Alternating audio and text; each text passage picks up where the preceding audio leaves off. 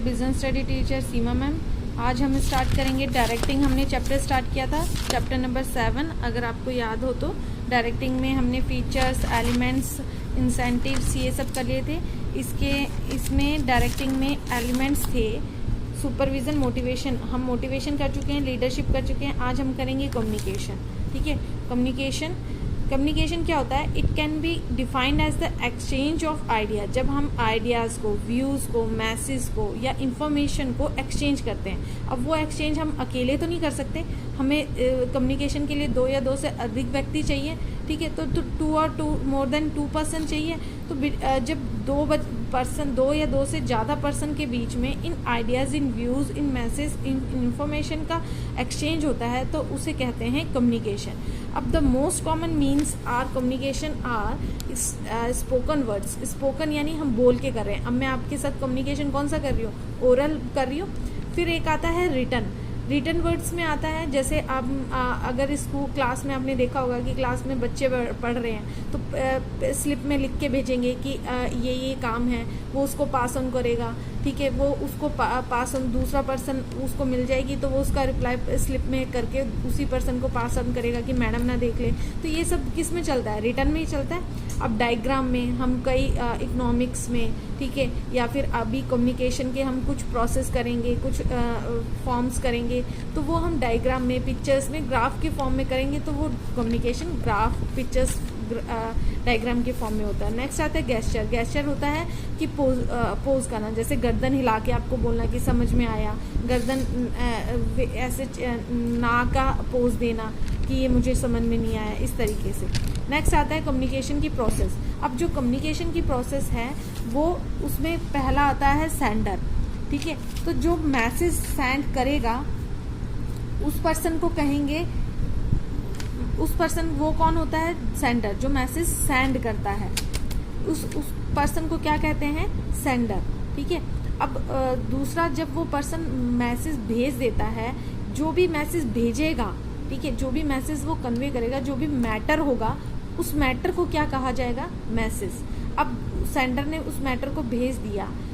Next step क्या होता है? एनकोडिंग। एनकोडिंग का मतलब होता है, देखो, अगर हम जिस लैंग्वेज में उस पर्सन को, सामने वाले पर्सन को समझ में आता है, उस लैंग्वेज में उस मैसेज को समझना, कन्वर्ट करना, ठीक है, उसको कहते हैं एनकोडिंग।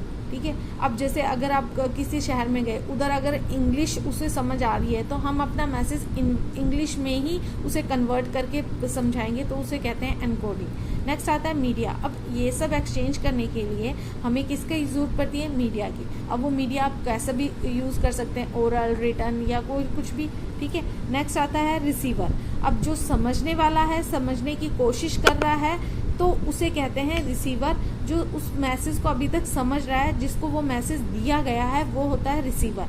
ठीक है, जो वो मैसेज अभी समझ रहा है। ठीक है, उसके बाद नेक्स्ट आता है डिकोडिंग। डिकोडिंग का मतलब क्या होता है? फीडबैक। अब उसको अगर समझ में आ गया तो वो क्या देगा? अपना फीडबैक। ये था कम्युनिकेशन का प्रोसेस। पहले ये प्रोसेस ऐसे ही सीक्वेंस में चलेगा, आप इसे ऊपर नीचे नहीं लिख सकते। फर्स्ट सेंडर, सबसे पहले सेंडर जो मैसेज भेजेगा, मैटर जो मैसेज है, एनकोडिंग यानी उसे उसे कन्वर्ट करना जिस लैंग्वेज में उसको, रिसीवर को समझ में आता है। मीडिया कौन सा यूज़ करोगे? रिसीवर, जिसको वो मैसेज पहुंचाना है। ठीक है, डिकोडिंग यानी वो अपना फीडबैक देते हैं। ये इसके एलिमेंट्स भी यही है। इसमें एक एलिमेंट और ऐड कर लेना, नॉइज़, यानी जो डिस्टर्बेंस होता है उसे। नेक्स्ट आता है forms of organisational communication. Forms of organisational communication का, फॉर्म्स ऑफ ऑर्गेनाइजेशन कम्युनिकेशन जो है वो ऑर्गेनाइजेशनल कम्युनिकेशन को 2 पार्ट्स में डिवाइड किया गया है। फर्स्ट है फॉर्मल और सेकंड वन है इनफॉर्मल।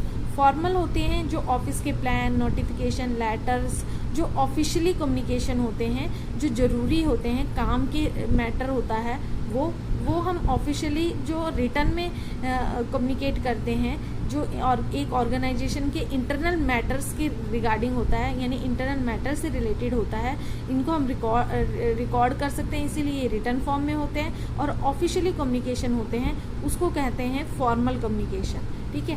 और इनफॉर्मल कौन से हो गए, जो हम फ्रेंडली चैट करते हैं, फ्रेंडली टॉक्स करते हैं, जो अनऑफिशियली होती है, जो काम की बातें नहीं होती।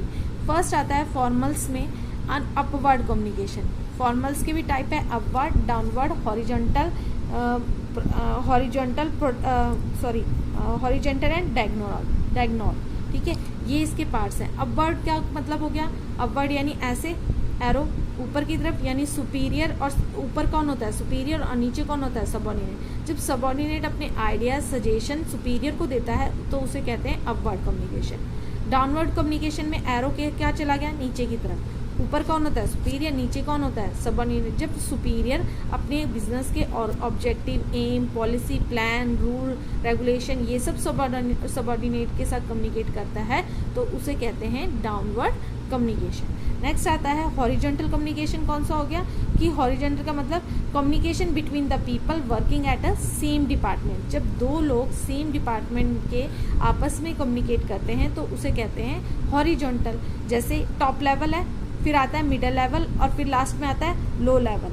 अब मिडल लेवल पे दो डिपार्टमेंट है, प्रोडक्शन डिपार्टमेंट है, सेल डिपार्टमेंट। और प्रोडक्शन डिपार्टमेंट जब मैनेजर सेल डिपार्टमेंट के मैनेजर के साथ कम्युनिकेट करेगा तो उसे कहेंगे हॉरिजॉन्टल कम्युनिकेशन। क्यों, क्योंकि इन दोनों डिपार्टमेंट, ये दोनों डिपार्टमेंट कौन से लेवल पे आते हैं, मिडल लेवल पे, सेम लेवल पे, और इनकी अथॉरिटी, इनकी जो अथॉरिटी है, पावर है, रिस्पॉन्सिबिलिटी, वो सारी सेम है, तो इसीलिए इन्हें कहा जाता है हॉरिजॉन्टल। नेक्स्ट आता है डायगोनल। डायगोनल का मतलब हो गया, इसी को ले लो, सबसे पहले टॉप लेवल आता है, फिर मिडल लेवल पे दो मिडल लेवल हो गया, और फिर आता है लो लेवल। लो लेवल पे अगर सेल्समैन मिडल लेवल के पर्सन से बात करता है, यानी सेल्समैन अगर सेल मैनेजर से बात कर रहा है तो उसे कहेंगे डायगोनल कम्युनिकेशन। नेक्स्ट आता है इनफॉर्मल कम्युनिकेशन। इनफॉर्मल का मतलब, इनफॉर्मल कम्युनिकेशन मैंने आपको बता दिया, जो फ्रेंडली टॉक्स होते हैं, जो काम की बातें नहीं होती।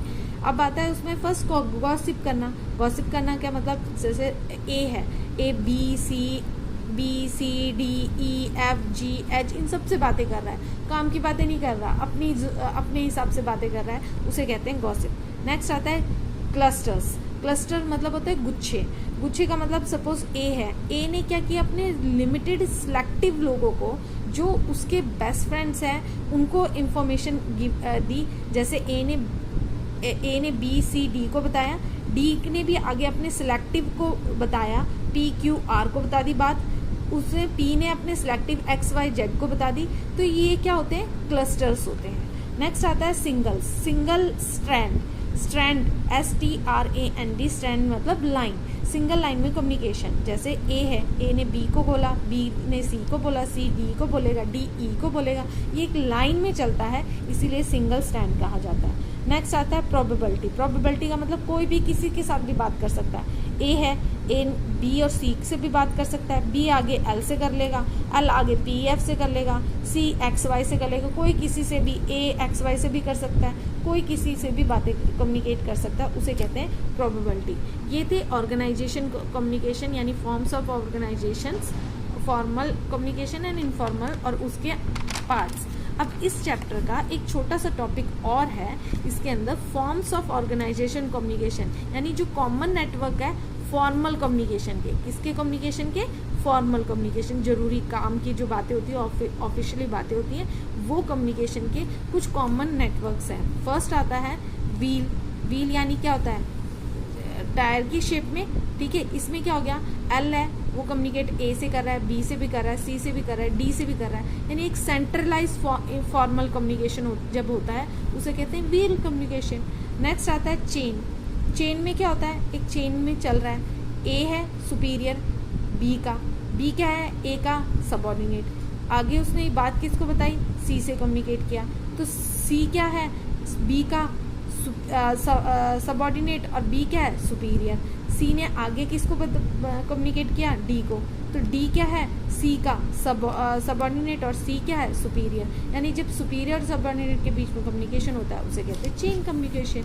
नेक्स्ट आता है सर्किल। सर्किल की फॉर्म में अब ए है वो सी, ए और सी दोनों आपस में कम्युनिकेट कर रहे हैं, सी और ई आपस में कर रहे हैं, ई और डी आपस में कर रहे हैं, ई और बी आपस में कर रहे हैं, और बी और ए आपस में कम्युनिकेट कर रहे हैं, उसे कहते हैं सर्किल कम्युनिकेशन।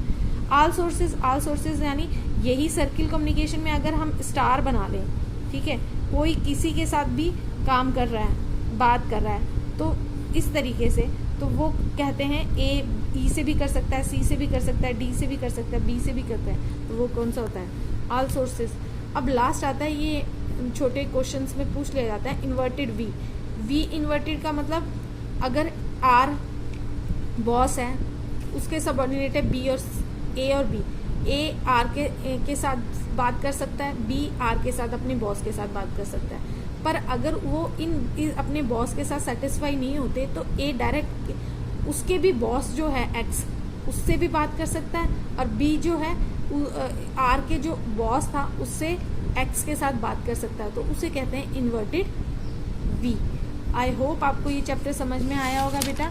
ये चैप्टर जो है ये लास्ट कम्युनिकेशन इसका पार्ट था, ठीक है, हमने कर लिया इसके कम्युनिकेशन के क्या किए, मीनिंग, प्रोसेस, ठीक है, इसके फॉर्म्स ऑफ ऑर्गेनाइजेशन कम्युनिकेशन और common network of formal communication. ये चैप्टर आपका कंप्लीट हो चुका है। नेक्स्ट वीडियो में हम चैप्टर नंबर 8 स्टार्ट करेंगे। इस चैप्टर्स के आप अपने नोट्स प्रिपेयर कर लेना। ये कीवर्ड्स में मैंने आपको लिख दिया है, आप इसको अच्छे से एक बार रिवाइज कर लेना, एनसीईआरटी बुक रीड कर लेना, आपको क्लियर हो जाएगा सब कुछ।